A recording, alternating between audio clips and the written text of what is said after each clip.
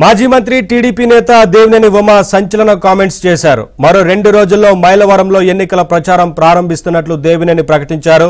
25 ఏళ్లుగా పార్టీ నిర్ణయాలకు కట్టుబడి ముందుకు నడిచానన్నారు. గతంలో టీడీపీలో ఉన్న నేతలంతా ప్రస్తుతం అవకాశం కోసం తలో పార్టీకి చేరి ఆస్తులు సంపాదించుకున్నారని ఘాటు వ్యాఖ్యలు చేశారు. తనపై హత్యాయత్నం కూడా చేశారని ఆరోపించిన దేవినేని ఉమ ప్రాణాలతో ఉన్నానంటే అది కార్యకర్తల అండవల్లే అని వెల్లడించారు. రాబోయే ఎన్నికల్లో టీడీపీ జనసేన కూటమి అధికారంలోకి రావడం ఖాయమన్నారు దేవినేని ఉమ.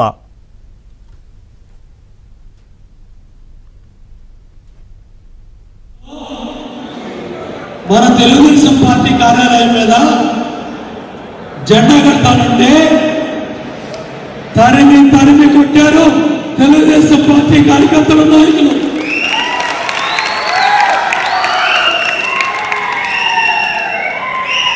ఇవాళ ఈరోజు ఆ మాజీ పార్లమెంటు సభ్యుడు రాజగోపాల్ ఈ వసంత కృష్ణప్రసాద్ ఇద్దరూ కలిసి 100 కోట్లు ఖర్చు పెడతాం మైలవరం నియోజకవర్గంలో, మాకు మైలవరం టికెట్ కావాలని పార్టీ దూకి రాజకీయ వ్యభిచారం చేస్తున్నారు.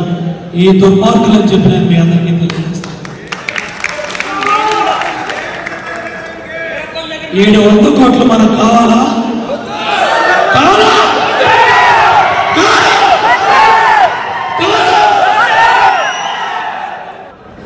100 కోట్లు తెచ్చి ఎవడు కొట్టావురా? ఎవడు కొట్టావు? నీ బూడిద డబ్బులు ఎవడు కావాలి?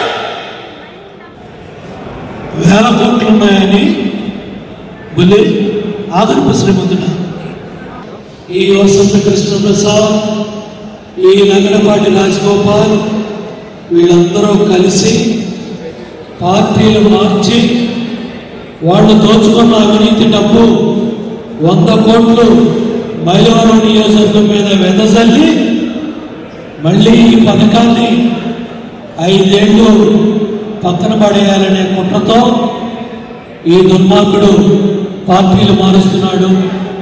కేసీఆర్ నానిని వైసీపీ పార్టీకి పంపించాడు. ఈ దుర్మార్గుడు ఇంకో పార్టీలోకి రావాలని ప్రయత్నం చేస్తున్నాడు. అప్డేట్స్ మా కరెస్పాండెంట్ పూర్ణ అడిగి తెలుసుకుందాం. పూర్ణ, త్వరలోనే అన్నారావుపేట నుంచి ఎన్నికల ప్రచారాన్ని ప్రారంభిస్తానంటూ ఇప్పటికే దేవినేని ఉమ ప్రకటించినట్లుగా తెలుస్తూ ఉంది కదా, ఏంటి అప్డేట్స్? మొత్తంగా ఈ సమావేశానికి సంబంధించి ఏంటి వివరాలు? నవీన్, మైలవరం నియోజకవర్గానికి సంబంధించి ఈ రోజు ఒక కీలకమైన మీటింగ్ అయితే నియోజకవర్గంలో జరిగిందని చెప్పుకోవచ్చు. ఏదైతే గుంటుపల్లిలో town hall meeting with leader అనే కార్యక్రమం అయితే అక్కడ ఏర్పాటు చేశారు.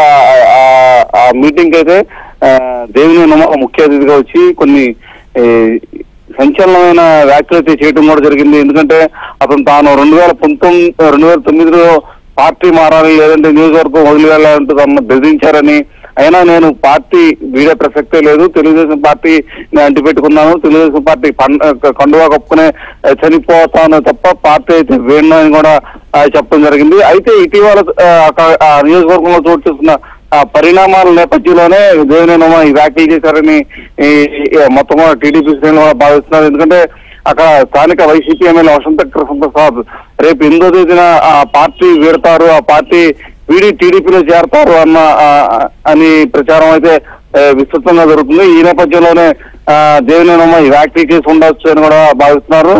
ఒక వసంత కృష్ణప్రసాద్నే కాదు, అనేక మందిని ఉద్దేశించి కూడా దేవినేని ఉమ వ్యాఖ్యానించడం జరిగింది. ఎందుకంటే ఒక కేసీఆర్ నాని, వసంత కృష్ణప్రసాద్, సుజనా చౌదరిలు తలా ఒక పార్టీలో ఉంటూ అవకాశాలను బట్టి పార్టీలు మారుతూ ఆస్తులు సంపాదించుకున్నారని చెప్పి సంచలనమైన వ్యాఖ్యలు కూడా చేశారు.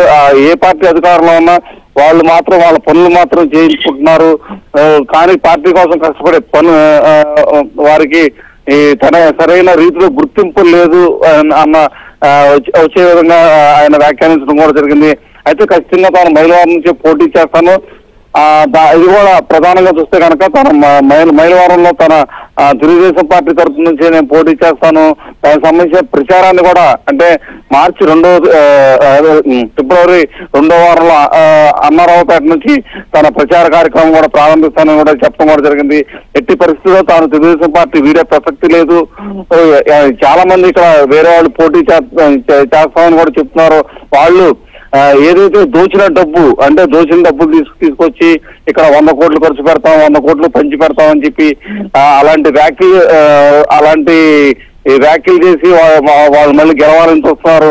కానీ నేను నిస్వార్థంగా పార్టీ కోసం పనిచేశాను, పార్టీ కోసం జైలుకి వెళ్ళిన పరిస్థితి ఉంది. తన పైన దాడులు కూడా చేశారు, తమ చంపాలని కూడా కొంతమంది ప్రయత్నించారు. కానీ నేను బ్రతికి బయటపడ్డానంటే చంద్రబాబు అన్న అలాగే కార్యకర్తల బలమే తనకు ప్రధానమైన కారణం కూడా ఆయన చెప్పడం జరిగింది. అయితే ఏదైతే ఇప్పుడు వస్తున్న రాజకీయ నాయకులు ఎవరైతే ఉన్నారో అందరూ కూడా 100 కోట్లు ఇస్తామని వాళ్ళంతా కూడా రాజకీయ వ్యభిచారులు అంటూ కూడా పోల్చడం కూడా జరిగింది. ఏదైతే దేవినేని ఉమా చేసిన వ్యాఖ్యలు స్థానికంగా టీడీపీ నేతల్లో ఒక చర్చనీయాంశమైంది. అయితే ఈ విషయం మీద కూడా వసంత కృష్ణప్రసాద్ అయితే తాను ఏమీ మాట్లాడను, ఆ విషయాలన్నిటి మీద త్వరలోనే సమాధానం చెప్తానని కూడా చెప్పడం కూడా జరిగింది. అయితే దేవినేని ఉమా చేసిన వ్యాఖ్యలు స్థానికంగా అయితే మాత్రం ఒక చర్చనీయాంశమైంది.